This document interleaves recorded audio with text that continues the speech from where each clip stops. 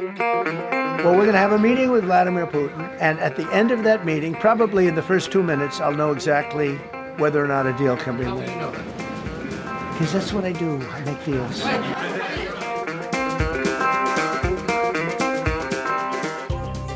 Zach Abraham, hello. Hello, how are you? Oh, I'd love to be a fly on the wall with Trump and Putin. Let's think of like the range of outcomes that could come out of this meeting. Yeah. I mean, it's almost infinite. You know what I mean? The world is a very complex place, and it feels as though it's getting more complex on a daily basis. Yeah, well, Trump tried to sort of put pressure on them, limiting the amount of time before secondary tariffs take effect. And so we talked about secondary tariffs against their trading partners and whether that would put enough pressure on Russia. I mean, from a global, let's say the best scenario, right, is they reach terms for peace between Russia and Ukraine. Somehow, some path to it at least. What does that do to the global economy? Does it do anything overnight? Not really. Because you're talking about two countries that aren't big players in the global economy. I mean, Russia's not insignificant, but it's not going to drastically change their output of any. And truthfully, in real terms, their output hasn't been that hampered anyway. I mean, they've basically proven that all the fuel embargoes and all that kind of stuff, they got right around it, and by just selling it to India. So I I don't really think it has a big impact on the globe. Um, I would think you might see a little bit of downward movement on oil, but I doubt a lot. Because I just think it's really hard to make an argument that there's a war premium priced into this Russia-Ukraine thing any Yeah. longer.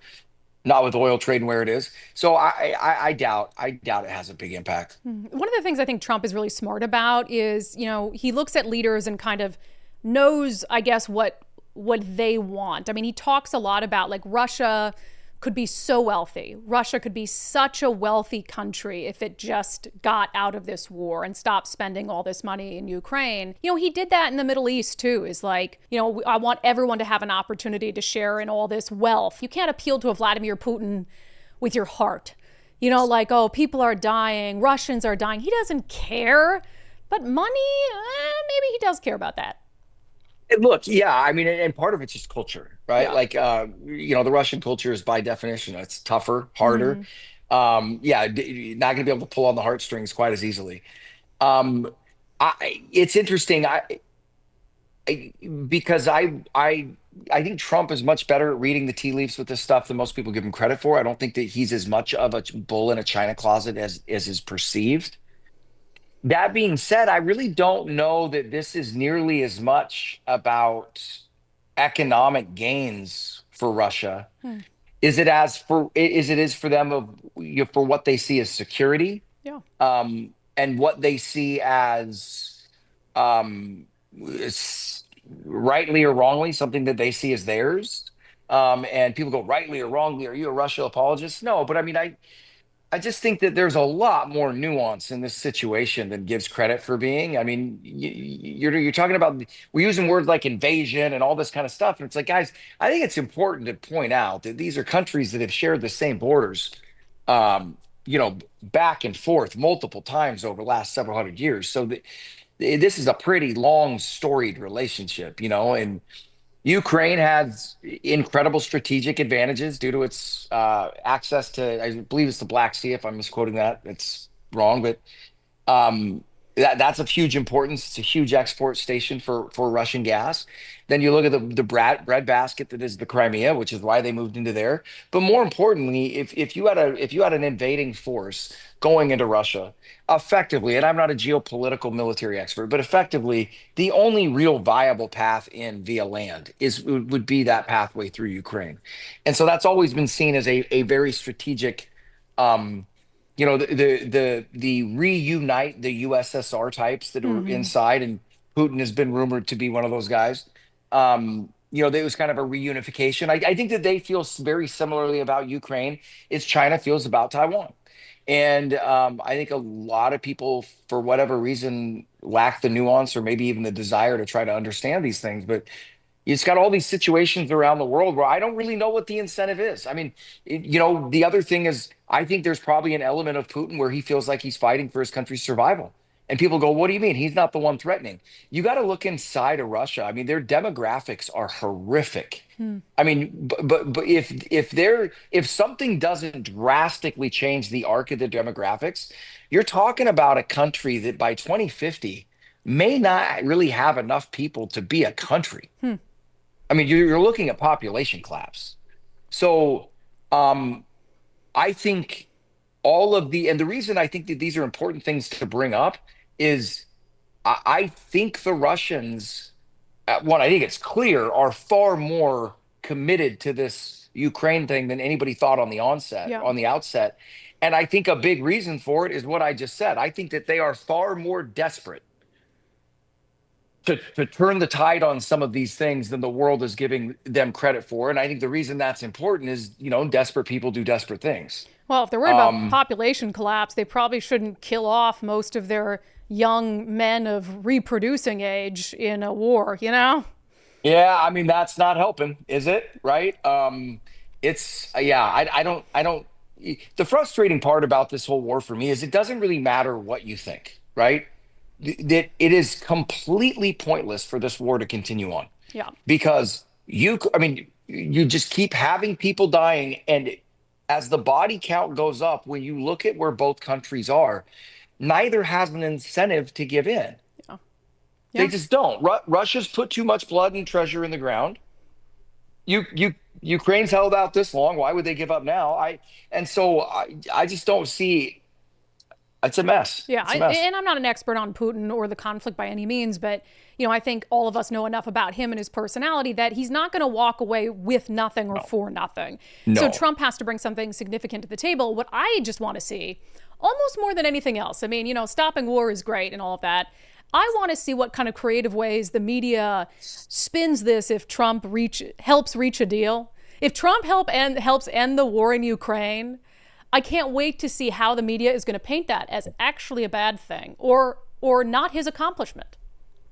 Yeah, man, that stuff, yeah, it's so frustrating to me because can we just tell the truth, right? Good and bad, right? Good and bad.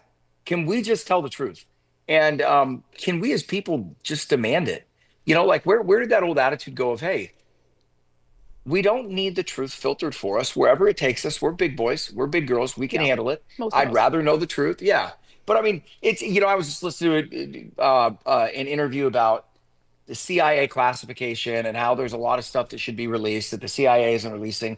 And look, I'm sure there's reasons behind some of it, but it's also kind of the ever creeping of the nanny state. You know what I mean? And then the constituency themselves accepts it. It just drives me nuts. Like, demand truth. Like, that's the democracy dies, in an absence of truth, and it irritates me. Yeah, otherwise people are just using you as a vessel. I don't know how anybody want to be controlled like that. This is DOGE Watch still, after all, so this is interesting. I didn't even know this was still going on. An appeals court has just ruled that the Department of Government Efficiency can access sensitive data stored by 3 federal agencies. So remember, like, the left was freaking out. Oh, Elon Musk is going to have all your social security numbers and all this stuff, which is like, okay, but he's working for the government, and so all the government has these things. So it was the Education Department, Treasury Department, and the Office of Personnel Management. So I guess up until now, because of a lower court ruling, DOGE hadn't been able to access what was considered personal data within those agencies to help them root out waste and fraud. So maybe they're, especially, Department of Education, Treasury, Office of Personnel Management, which sounds boring, but it actually is fairly significant. You could have another round of DOGE findings now that they actually have the data they need to do their jobs. Actually, it kind of reminded me of the virus. Some of the pushback against DOGE, because you'd hear people say things and on the face of it, they were just grotesquely inaccurate. And you're kind of looking at them going, you can't really believe that, right? Like when all of this started about Musk and everybody fired up, he doesn't have access, he can't cut. And you're like, yeah, he can't. So don't worry about it. He's not going to be the one actually cutting the expense. It's funny to hear that they find, like, I didn't understand why they wouldn't have access to that information in the first place. Anyway, again, just more Trump derangement syndrome. And we have to disagree on everything you say or everything you propose because the opposite of you is good, apparently. So that's I mean, it's real developed mental structuring. You know what I Oh, mean? It's a 100%. very, very robust mental framework they've got going there. But in this case, I think you have to look at who brought this lawsuit to really understand, because it's one of, to me, the least trusted entities in the entire country. And then when you realize who brought the lawsuit, then you start to question, why did they want to block Elon Musk? So it was the American Federation of Teachers, which is the big red flag for me, and then the National Federation of Federal Employees. And so they thought that if they've got access to what they said was sensitive data of millions of Americans, that it would violate privacy rights. And here's what some of this sensitive data might include. So social security numbers, student debt information, employer details, and citizenship status. So, I mean, I think there's a million ways where Elon Musk could have, then DOGE could have got their hands on that information if they needed it about individuals. But I wonder if there's a reason why the teachers union doesn't want or didn't want DOGE to have access to like citizenship status when it comes to like Department of Education and some of the things they're doing. It's just interesting. Whenever the teachers union is involved in anything, I'm highly suspicious of the motivations. I am too, and I wish more people had that same level of skepticism, and I wish a greater number of people would earnestly look into the teachers union and really try to understand the actors and the players and what they do and the roles that they play, because I think that there are a lot of people that hear teachers union and walk around with one concept in their head, and Yeah. what is really there and what is going on below the surface is far different than what most people would think. The amount that the union leaders are being paid is far different than people think. So yeah, just I could not agree with you more. And as a matter of fact, I almost like have Trump derangement syndrome with them, meaning if they're involved, my assumption, and probably shouldn't be knee jerk, is just that, oh, that's probably the opposite of where I'm going to be at in this Oh, ideological so debate, yours is teacher derangement syndrome, but teachers Yeah, union, you know. but for the same reason that you don't trust them. I mean, they Yeah. are so consistently on the opposite side of what I think is families and children, and Yeah. and they're all about the teachers union. If you listen to a talk, you kind of sit there and you're like, well, no wonder we've got so many educational problems. The teachers union's not even focused on making it Yeah. any better. Money, power, Yep. control, not Yep. educating the youth of our nation so we can compete against China, as you so often point out. All right, let's get to our DOGE miss of the week. As we knew, DOGE didn't cut nearly enough to make any sort of meaningful dent in the national debt. So the U.S. Now topping $37 trillion, record obviously, for our total debt. So when we look at these numbers, they're not counting debt held by intergovernmental accounts like the Social Security trust fund. So I know we could argue about whether this is an actual accurate reflection of debt, but it's $37 trillion, and they say if you exclude intergovernmental accounts, it will reach 99% of the size of the US GDP this year. Yeah. So in all reality, the debt is, I mean, the way I look at it, see, this is it. It should be more than that because there's more debt outstanding than that. And the only reason that's not counting on the tally, like you said, is the intergovernmental agencies and the bigger or departments or whatever it was called. But the biggest culprit of that is the Fed. And I mean, the Fed owns what is it? Somewhere between $4 and $5 trillion worth of debt. So the argument being you can't owe money to yourself, so that debt doesn't count. Well, if that's the right way to account for it, why not just have the Fed buy all the debt and say we don't have any? Yeah, there you go. Debt free. I mean, yeah. So I mean, that's why I think that's just ridiculous that you don't include it. The other side of it is if the United States was a corporation, you would include the off-balance sheet liabilities. So when we're talking about the United States debt at 30 trillion, 50 trillion, 90 trillion, it's not accurate. I mean, you're in excess of 200. Okay. And if that's just looking at, that's just looking at Medicare, Social Security, stuff like that. So, and the reason that I say that, like, we really need to start looking at that as a debt is that transaction has taken place, right? So people that have been paying, you and I pay into Social Security every single year. Yeah. There is a debt owed to us, Yeah. right? That debt is currently held by the federal government. So just because they're not paying on it now, that's still a debt. And so that's a whole nother topic. We were having a discussion about that, about Social Security. I got it coming up next for you. We're talking about Social Security coming up to end the show.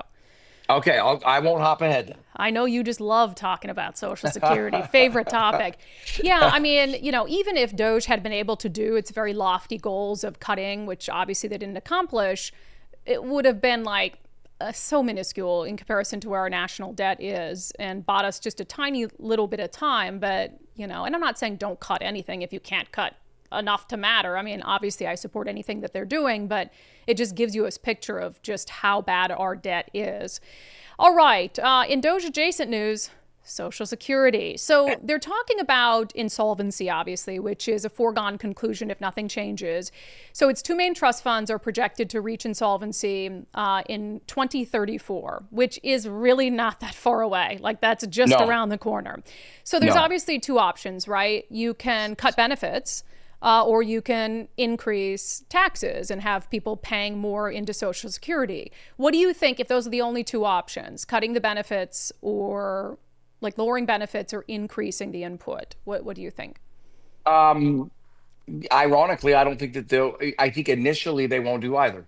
So I think that they'll probably just issue, just more deficit spending to pay for it. I mean, maybe they'll pass a tax. There's a lot of different things that they could do. And it's so funny because whenever we talk about Social Security, there's like this hopelessness, right? Yeah. The Social Security part of it really isn't as bad as people make it sound. It's the intransigence of government and the fact that we cannot come together and not intransigence, I should say incalcitrance of government that no one's willing to give. We cannot come together. And the other more important part about it is that's the problem with third rails, right? Like if anybody brings that topic up, regardless of how pure their, intentions are, and regardless how good the plan is, it's just too easy to weaponize that politically against an opponent, especially in this environment. Yeah. Right. So the only way I think you'd get meaningful reform to any entitlements is if it was led by a Democrat. And I don't see that happening. And here's, I mean, I was talking about this today with a client of mine. Here's a couple interesting things you could do right out of the gate. Okay. Means test Social Security, right? I hate doing that. Truthfully, a guy like me will probably get means tested right out of it. So I'm arguing against myself here. But if you've got a guy, and I'm not saying I'm this guy, but if you got a guy out there that's worth 50 or 60 million bucks, he doesn't need his $3,700 from Social Security. Yeah. Right now, is that the way it should work? No, because he got jobbed, right? Yeah, he paid into it. Yeah, and it's not fair, and I agree with you, but they've made a lot of decisions that weren't fair, and they've left us, with just really not a lot of great choices, right? We got to just work with what we've got. But means testing would be one of them. Really quickly on means testing, you could allow all the, woke progressives to opt out. Like you could say, hey, you can opt out of your Social Security benefit to keep the program solvent for the less fortunate. Don't you think? Well, come on. But this is like how, it's when I hear the rich liberal talking about they don't tax the rich people enough, and I go, you are aware the IRS has a segment or a line in there where you can donate extra if you'd like to. Right, 100%. Right? Like, write a check. Yeah. Well, so right back to you, and this is one of the biggest hypocritical things in finance.